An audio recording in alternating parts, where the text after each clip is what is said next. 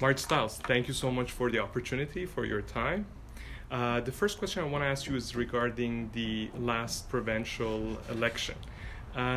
What do you think happened in the last election? You know, some people say that it was the right-wing populist wave that is sweeping around the globe. Some others say that it was because of the wrong policies implemented by the Liberal government of Kathleen Wynne. What's your take on that? Well, I think it was actually an election where people were just looking for change. I think that people were very unhappy with 15 years of a government that they felt wasn't representing their needs and had made some pretty major mistakes, and there were a lot of concerns about the direction that government was headed in. So I think part of it was definitely an election just about change. And you know, I think I always give credit to the voters. Voters are always right. And I was really pleased that voters did elect a very strong NDP official opposition in the last election. But yeah, I think that Doug Ford and his government tapped into a desire for change. And I think, unfortunately, maybe, for the government that's now in power, they didn't make a lot of specific commitments, but people are very unhappy generally with their performance over the last year, even in their own ridings. I think if the election was held today, we'd have had a very different outcome. Now, the government of Premier Ford has been in power for over a year now. Yes. What do you think about their performance? Where do you think they have done a good job? In which parts, which policies do you think they've done not so much of a good job, or have not performed very well? Well, unfortunately, I think they've had a pretty disastrous year. I won't pretend otherwise. I think when you look at both the extent of the cuts that they've made, but also the general mismanagement. You know, I always think that when you're elected as government, you're there to serve all the people. But Doug Ford and his government seem to be interested mostly in serving some people, preferably the people that are closest to them. So I think between the various scandals around appointments and sweetheart deals that are being given to their friends and associates, and the failure to actually make the real kind of change that Ontarians are looking for, you know, actually deal with the crisis in hallway medicine, actually deal with, you know, supporting and nurturing our public education system. All of these things that matter so much to so many people. In the city of Toronto and in the GTA, housing is a crisis in this city. And all we've seen them do are make changes that I think ultimately are going to take us backward and not forward as a province. Now, regarding the budget cuts, we interviewed parliamentary assistant to the president of the Treasury Board, Mr. Parsa, and specifically regarding health and education. He said that, and we actually fact-checked it, so he's correct, that the budget for these two portfolios have slightly increased. But the NDP and the Liberals as well, they talk about the budget cuts that have happened. We know that many of the programs have been cut across the board. But when you look at the total budget for health and for education, there was a slight increase. So where is this confusion coming from? Which programs have been cut in education and in health portfolio that, for example, the NDP keeps talking about the budget cuts? Right. Well, I think that the difference in how we interpret the budget dollars is based on the fact that the government, yes, you'll see on the line it looks like a slight increase, but it hasn't kept up with inflation. And so that is really ultimately a cut. If we're not keeping up with the increased cost of materials, of products, of human resources, of salaries, then it is actually a cut. And when you're talking about budgets as large as the education budget and the healthcare budget, which is by far overwhelmingly the majority of Ontario's spending, then it is actually a significant cut. And what's more important is we're seeing the impact of that cut in very real ways. So, for example, when it comes to education, we are absolutely seeing a reduction in the number of education workers. Teachers and caretakers and others are losing jobs. There is a shortage, a fewer of them now than there were, as well as cuts to lots of programs that previously existed.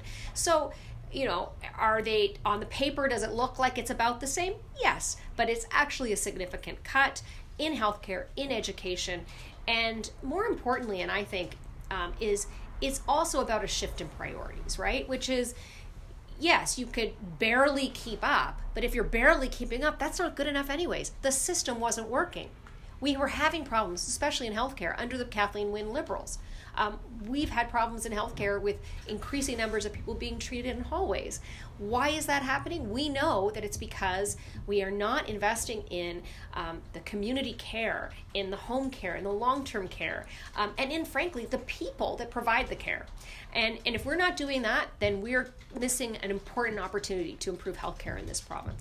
But if you're talking about, you mentioned investing more in healthcare, in education. Mm-hmm. The argument that conservatives and many people in Ontario will bring up is that investing more means spending more money on these programs. Yet the province already has a huge debt.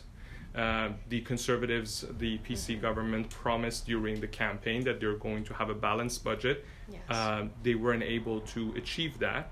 They're now actually putting the goalpost for after the first election, after the next election, to get there. So there is that issue of fiscal responsibility, of how the province is going to resolve this issue of debt. If we have to, in your opinion, we need to invest more, but we don't have the money to invest. So what is your solution for that? Well, I think, as I said earlier, I think it's a question of priorities. I really do. So, yes, we have to. Absolutely. It is government's role to be fiscally responsible. We are given the responsibility of managing the public purse. That is a role of government, very important role. I should add, NDP governments across this country have been some of the most fiscally responsible governments. So I feel like we're very competent in talking about these issues. But this government is not spending a lot less. What they're doing is shifting their priorities. And what we've seen is, frankly, a waste, an enormous waste of public dollars that could have been reinvested in education, health, and other priorities. So when you're canceling contracts at the cost of hundreds of millions of dollars to cancel contracts because you just simply don't agree or they're not your people, then that's a problem. And that's a waste of taxpayer dollars. If you are pursuing claims against a government, like, for example, the cancellation of the carbon tax, and then pursuing legal action against the federal government over and over again, just so you can get good headlines. To me, that is irresponsible use of the public dollars. So, if you're going to be talking about, for example, the carbon tax, the current government didn't like that. They call it a gas tax. They don't like it. But, carbon tax dollars were actually going to be invested in things like schools, hospitals, roads. If we don't have those dollars, the government isn't replacing that anywhere. And in fact, they're spending more money, again, to fight it than we all would have spent probably on those taxes in the end. So it's irresponsible. It's a question of priorities. And I'd also add, the Ford government have been very quick to dole out high-priced jobs, high-salaried jobs, and sweet appointments to their friends and colleagues. And those are also, I think, public dollars that, to me, they're sending a signal that they really don't care that much about the budget or about fiscal responsibility. So you're basically, what I understand from what you're saying is that on the spending side, the priorities you believe the priorities of the government are not at the right place. Yes. Or in the right order. Do you think that will actually resolve our debt situation, though, only by changing the priority? So, or are there actually sort of revenue tools, new revenues that the government needs to create? I want to understand certainly. that, because I really doubt, and I think many experts have said that by changing the priority of spending, it's really difficult to achieve that fiscal. And New Democrats are very clear. We've always been very clear that one of the ways that we believe we access some of that revenue is through fair taxation. And taxation that means you're actually getting the biggest, wealthiest corporations to pay their fair share, which already, I mean, their tax rate is generally very low compared to the United States and the rest of Canada. So we should be ensuring that wealthy corporations pay their fair share, that the very wealthiest people in our country pay their fair share. And I would say also, I don't want to let the federal government off the hook here either. We know that there are many wealthy corporations, the wealthiest corporations and individuals in this country that have gotten away for many years, including very recently, without paying their share of taxes, whether they're hiding it overseas or they're simply not paying it and nobody is pursuing it. Those are billions of dollars that are not finding their way into the public purse. The people that I talk to in my community across Ontario, the people that I meet with, are really looking for those people to also pay their fair share. I think that it's like working people who work really hard every day, feel like they're being taxed or they're having to pay lots of fees for services. In the city of Toronto, we're paying, we've seen the cost of transportation here, of transit, of a bus ticket go up 34% in just a few years.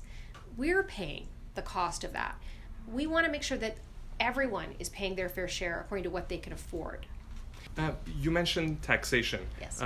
Most of our viewers are Iranian Canadians. Many of the times when I talk to them, they are concerned about more taxes. They think that they're already paying lots of taxes. Sometimes they're disappointed by the spending of the governments as well, so they think it's better if they keep their own money and spend it their own way rather than giving it to the government. So when you're talking about taxation, more taxation, many people are worried that they will have to pay more.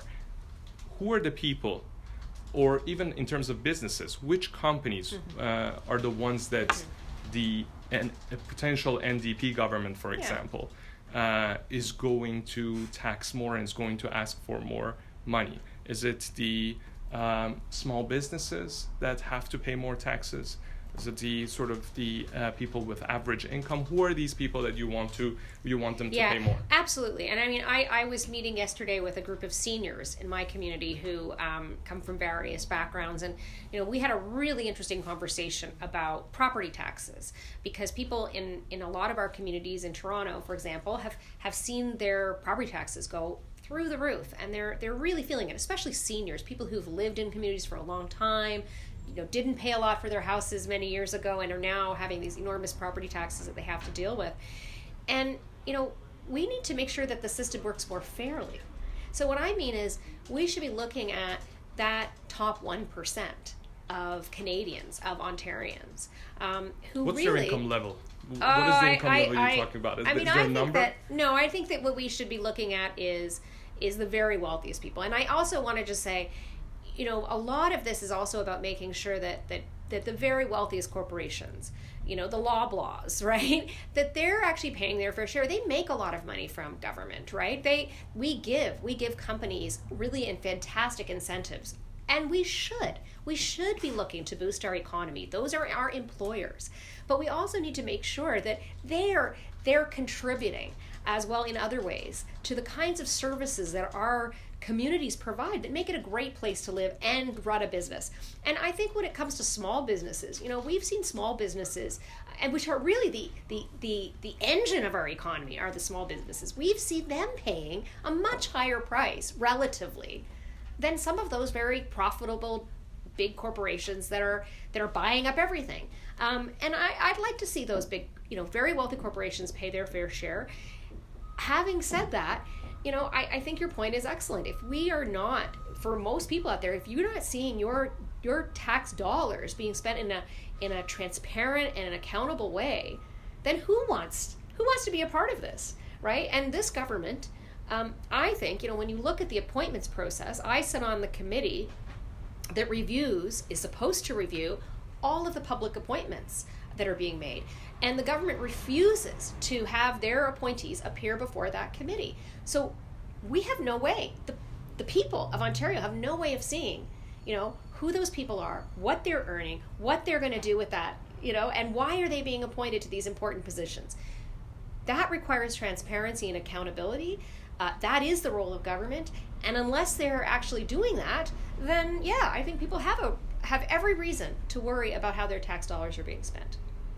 Regarding your portfolio education, recently we actually saw an unprecedented move. Thousands of students walked out of their schools because of the concerns they have regarding the quality of education that they can get with all the budget cuts that have happened, all the things that are changing regarding education in this province.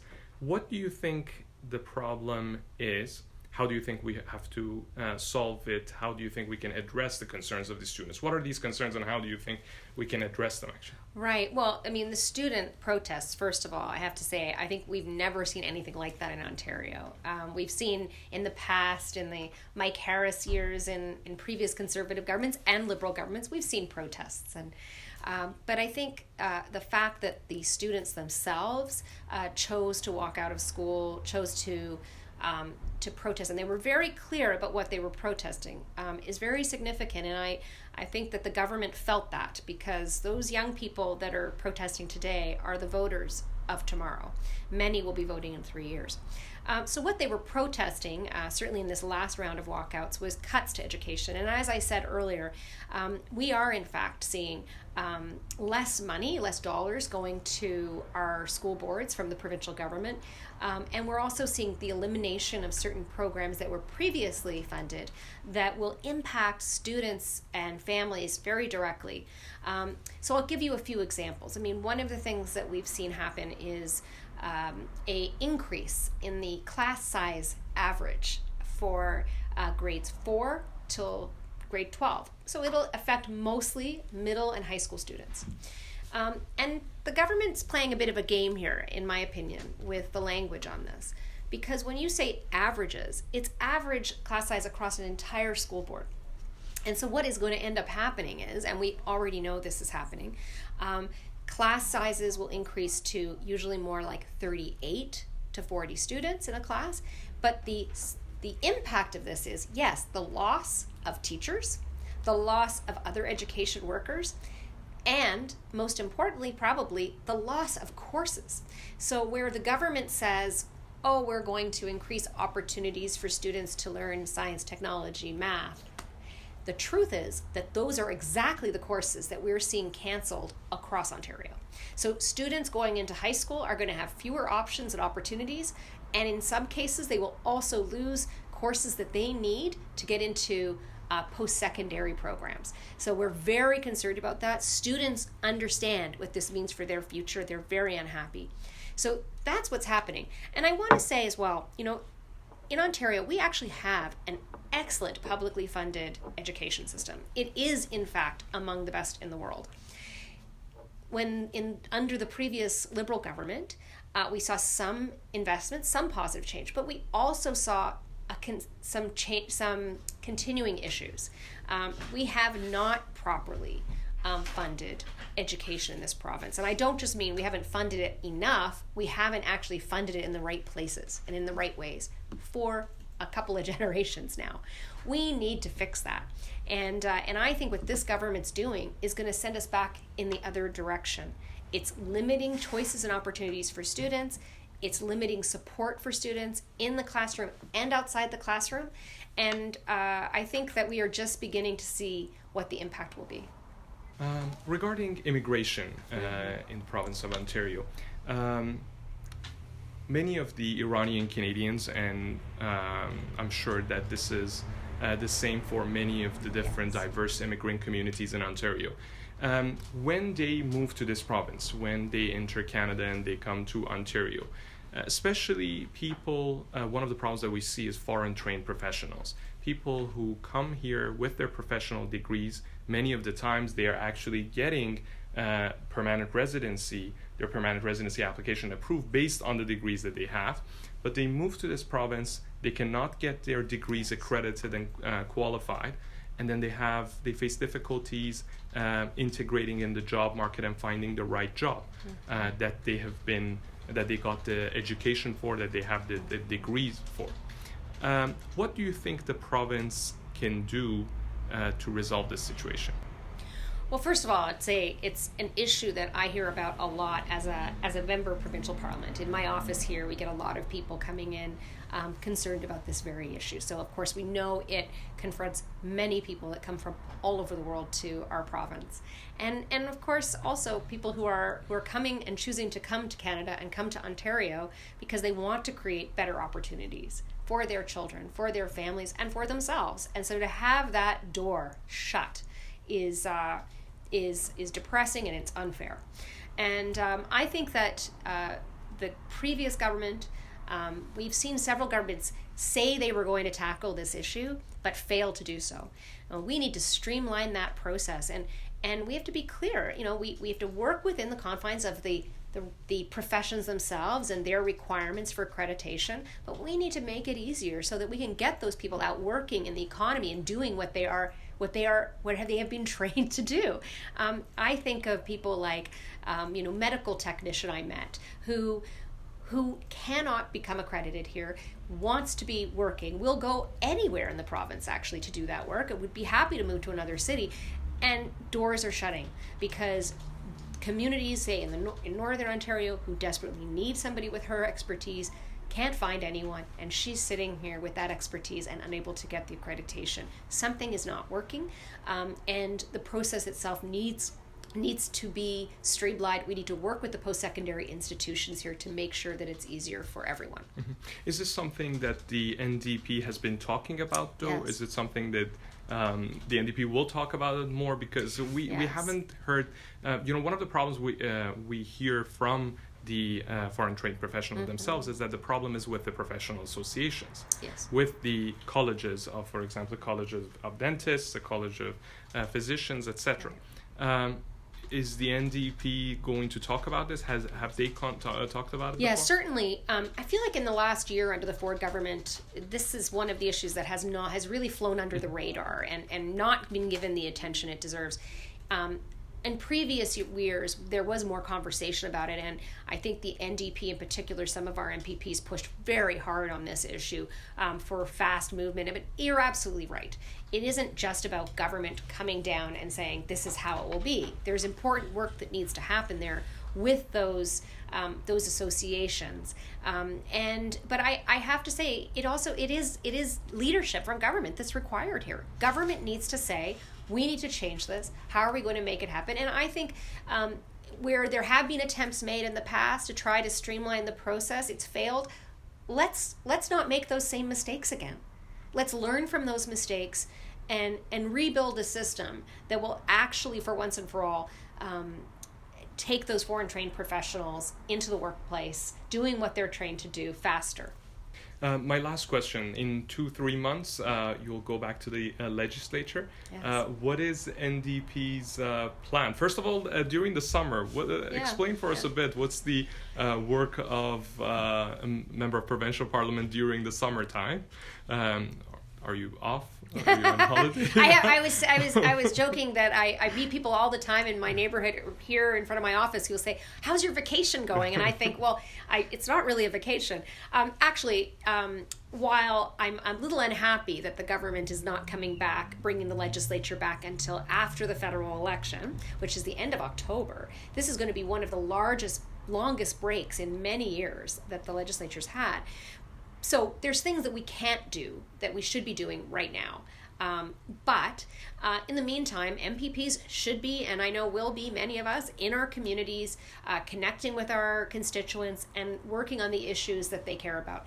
And I mean, there's a lot that we can do outside of the legislature, actually. So in my office, we're seeing people all the time, but also I'm going out, visiting with people, learning about their issues, and mostly listening. That's what I believe in, is listening to what matters to people and helping to come up with plans for how we're going to tackle issues. So that's happening very much so right now. But having said that, I think one of the other priorities for our party and the official opposition before we go back into the session is to build and organize that opposition on the ground. We have a lot of people in this province. We know that the Conservatives government's popularity is very low. Mr. Ford's popularity is very low. People are very unhappy, even in their own ridings. We're hearing it a lot. I know they're feeling the pressure. And if we want to make change, if we want to get the government to reverse some of these bad decisions, we need to be out there talking to people and helping them to raise their voice in opposition to the government. We're also moving forward some really important policy work. So the NDP has something we call the Green New Democratic Deal, modeled a little bit on some of what the Green New Deal that we've heard talked about quite a lot. So we're talking to people and getting input from industry, from various stakeholders, and just from the people in our communities about what does it mean to tackle climate change and protect jobs and build our economy and have a healthy community. So that's also something that we've decided we are going to be taking on and working very hard on over the coming months.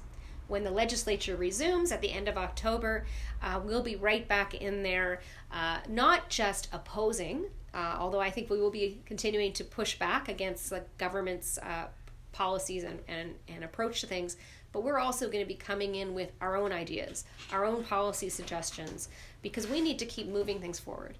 It's not enough to just be opposing all the time. You know, I think for us in the official opposition, NDP, we are clear. We want to form the next government in this province. We think we can do it better. We can be more transparent, more accountable, and more fiscally responsible for the people of this province. So for us, it's also about bringing forward some of those ideas into the legislature now, so that we can have a good, healthy debate about the direction we want this province to take.